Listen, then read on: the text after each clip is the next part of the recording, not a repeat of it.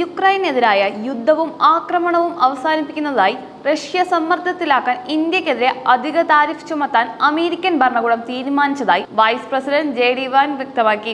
NBC ന്യൂസിന്റെ പ്രശസ്തമായ meet the press പരിപാടിയിൽ സംസാരിക്കുമ്പോഴായിരുന്നു അദ്ദേഹത്തിന്റെ പരാമർശം.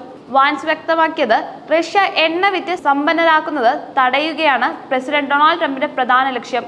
ഇന്ത്യ റഷ്യയിൽ നിന്ന് വില കുറഞ്ഞ ക്രൂഡ് ഓയിൽ ഇറക്കുമതി ചെയ്യുന്ന പ്രവണതയിലൂടെ റഷ്യയ്ക്ക് സാമ്പത്തികമായ കരുത്ത് ലഭിക്കുന്നു. അതിനാലാണ് താരിഫ് തീരുമാനം അനിവാര്യമായത്.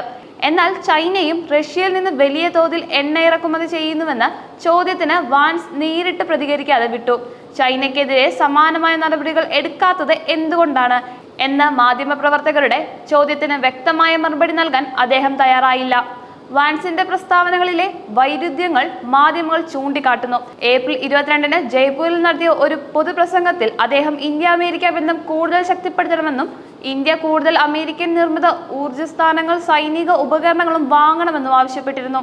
എന്നാൽ NBCക്ക് നൽകിയ പുതിയ അഭിമുഖത്തിൽ റഷ്യയിൽ നിന്ന് ഇന്ത്യ നടത്തുന്ന ക്രൂഡ് ഓയിൽ ഇറക്കുമതി യുക്രൈൻ യുദ്ധത്തിന് റഷ്യയ്ക്ക് കരുത്തേകുന്നതായി കുറ്റപ്പെടുത്തി. ഇത് ട്രംപ് ഭരണകൂടത്തിന്റെ വിദേശ നയ നിലപാടുകൾക്ക് വിരുദ്ധമാണെന്ന് വാൻസ് ആരോപിച്ചു.